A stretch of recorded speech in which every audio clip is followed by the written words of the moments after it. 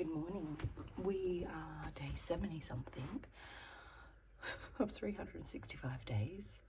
We're in a new spot. I redid the house yesterday, so this is my new little nook. Hey Google, what day is it today? Let's start Today with is our Monday, luminous the humanist 30th book. of March. Beautiful. We have a full moon in 2 days, so I will do my moon stuff on that today as well. Put on your big girl panties or big boy boxers. When you face and embrace a difficulty, you might surprise yourself when you make it through and realize you're still breathing. Being luminous in your humanness isn't about covering your eyes and ears and running out of every room screaming when the going gets hot. It's not about doing a spiritual bypass, nor is it about painting over reality with 50 shades of pink sparkling lip gloss. The luminous humanist path isn't about checking out. It's about turning within, accessing your calm, cool centeredness, and taking the highest and best action inspired by your luminous self. When life calls me to suit up, I keep my wits about me and courageously show up.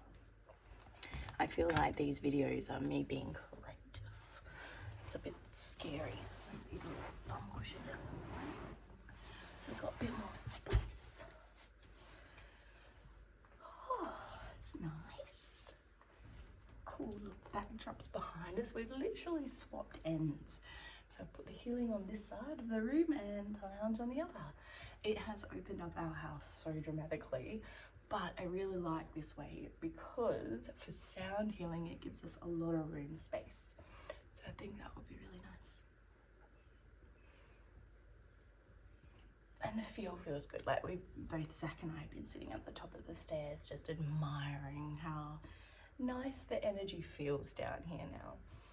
So we'll give it a smudge during the week. I might actually wait until the first for the full moon. And really give it a good smudge. We had the cyclone over the weekend, all the remnants of energy. Mandurah, we got copped. We got so much rain. Our whole window sill was pretty much flooding. There was so much water coming through the gutters that it's just got nowhere to go. I think we received like 100 mil in 24 hours. And my pool is chock-a-block full. But we did pretty well to really, considering what everyone else in Mandurah went through. But because of that mess, that's what led to the cleanup yesterday. I noticed like the bottoms of the white curtains were a little bit yellow from the water. So I thought, nah, I can't have that, my OCD. So we whipped everything down. We're still putting some of them back up. And it just feels fresh, and I will continue with the freshness in here. Moni spilt some coffee at our retreat, and it is in the shape of an actual love heart, hence why I have not cleaned it, because it is really cute. But we're in a rental, so you can't leave a coffee stain in the carpet forever, right? If it was my home, I actually would, but it's not, so I've got to get the carpet cleaner out, give that a bit of a whirl as well. It's all these little things, right? What do you have on your daily lists of jobbies and activities to do? I'm sorry I didn't jump on over the week. I'm not sorry, but I am sorry a little bit. My intention was to do a video in the evening, but life. The evenings probably aren't the best time for me to do that. But that was why I put them off, because I wanted to do a closing down meditation. So I'm going to play with that throughout this week and see where I can fit that in. I don't want to create one and then just upload it on the night. I like to do it authentically. They're not live for you, but literally I do them and post them. I'm not editing them. I'm not changing anything. It's just real and raw, right? So let's be honest about it. Honesty is the best policy. I say that because I'm a believer that transparency stops a lot of arguing in our relationships, if we can be open and transparent with what we're doing, where we're at, it stops a lot of confusion. It creates a very open way of communicating, and it allows us to have some really clear boundaries. Speaking of boundaries, I have a challenge. I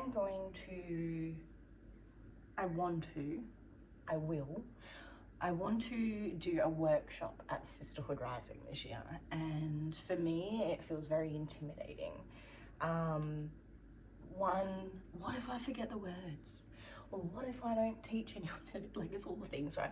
Anyway, I want to do it on boundaries. And I've been playing around for the last few days on a workshop idea. It needs to run for an hour and a half for Sisterhood Rising. Would any of you members that watch these videos be interested in coming to a boundary workshop so I have a group of guinea pigs to practice on? I'm thinking of doing it maybe closer to, so maybe like July, August. So it gives me a few more months to kind of nut it all out and run through it with Miss Tracy McPhee. But I would really love to do a boundary workshop and teaching women on how to have clear boundaries and how we can maybe turn that into an interactive thing. But yeah, that's where I'm sitting at. I'm also MIA Mondays and Wednesdays. I have 2 beautiful clients who have reached out. And a part of what I am doing is I'm coaching these girls, so that's my Wednesday. But on a Monday, I'm actually going as a support role. So I'm being paid in 2 different ways, but from this work, we're really tapping into their belief systems and their unconscious, and really helping them change and map out some new things over the next couple of weeks, which is pretty exciting for them. So availability temporarily is Tuesday, Thursdays and Fridays. So if you require anything outside of those hours, just let me know. I'm pretty flexible most of the time, as long as I'm not writing or running things. Weekends are usually pretty flexible. Saturdays are out of the question at the moment. I'm writing every Saturday at 10 a.m. till lunchtime, and I'm writing about the here and the now. That's what my chapter is about. And it's actually, I feel like it's going to be called along the lines of like taking a pause, but it's a lot. So we're just dissecting life, right? This morning's all about gibbering. When are we actually going to ground? Are we going to set some intention, Spirit? Do we need it? Okay, they're going to go different this morning. I'm going to trust this. Now, I have a range of different oils and sprays, and I feel like you guys do too.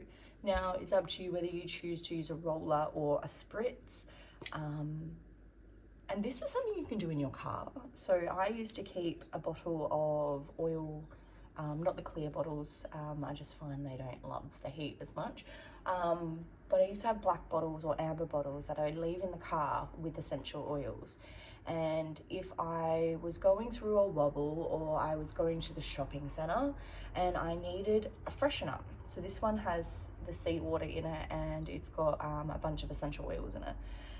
And so we use this particular one to cleanse our space. So we use this to spritz the room, to freshen it up, to give it new life. And we can do this for ourselves. So we can use this to clear our auric field at any moment. And that was probably why I used to keep mine in the car. Now, I used to have some, I'm just going to show you.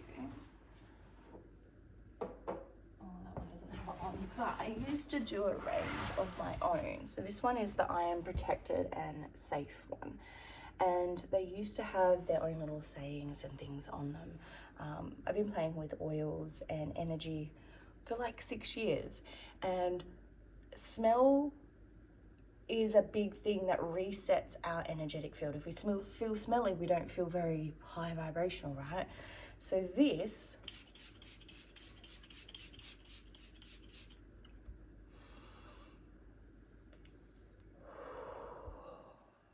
clearing, cleansing,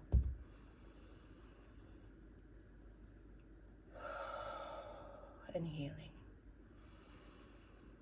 With this spritz, we clear, cleanse, and remove all negative and lower vibrations from our energetic field and return it back to the light with love, with healing, and for clearing. We ask that we set ourselves in a beautiful bubble of white light energy to keep ourselves safe and protected from all negative and lower vibrational energies that stop us moving forward in alignment with our heart, our higher self, and our soul's journey. May we always be safe and protected no matter where we be, no matter where we go, and no matter who is present. May our light always guide us.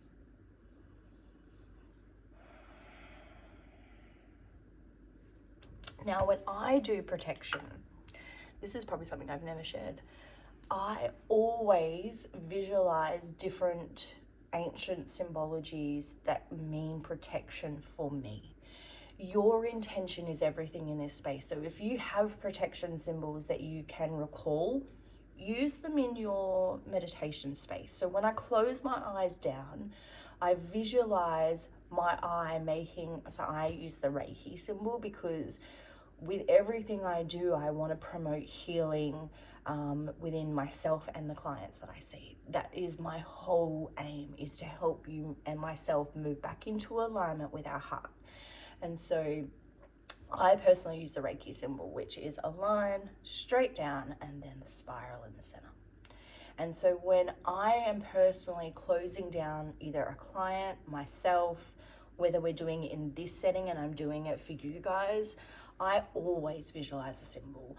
I always visualize that this is protecting us and it's keeping us encapsulated and safe in our protection. I have many various other symbols that I do use as well for different things. That's the joys of being trained in Reiki, right? We get to know all these little magical things. But that is something that I personally do to reset and reground on a daily basis, because energy is constantly moving and changing. And so if I'm not consciously aware of something in my field, then that could derail my energy, right? Blind spots. And so it's important that we create the intention to create what we want to receive from the day. And it's interesting, it doesn't matter what religious way you look at this, when you actually go back to the religious parts of all of these little things, when you hear people who play with lower vibrational energies, when they talk, they actually say people who protect themselves are protected. They can't penetrate those energies, right? So your intention is everything. If you think for a moment you can be possessed or hurt or harmed, that is your intention that you bring in.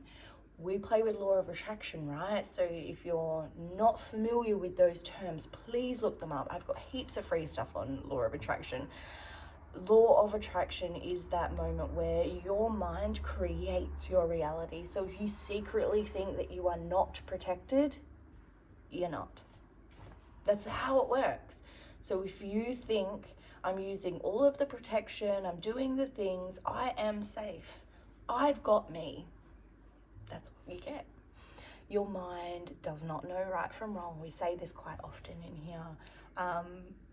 So use that to your advantage. Use that gift of knowing that you can make change and choice at any given moment that you desire. That's the joy of being human. So pretty blessed, really. All right. I hope you have the most gorgeous, wonderful, and beautiful day. I've smudged up my camera lens now. Goodness gracious. We've dribbled on this morning, but I feel like some of these little things are needed at times to share, so that way we all are reminded that we're moving forward together and that we're human and we're doing the best we can given the tools we've got from life, right? I hope you have the most glorious, wonderfulest day, no matter what it is that you are doing out in the world. I hope it brings you a smile, and if it doesn't, I hope you are able to process what that is for yourself so you too can move forward freely and confidently in your journey. Have the most gorgeous day. I love you.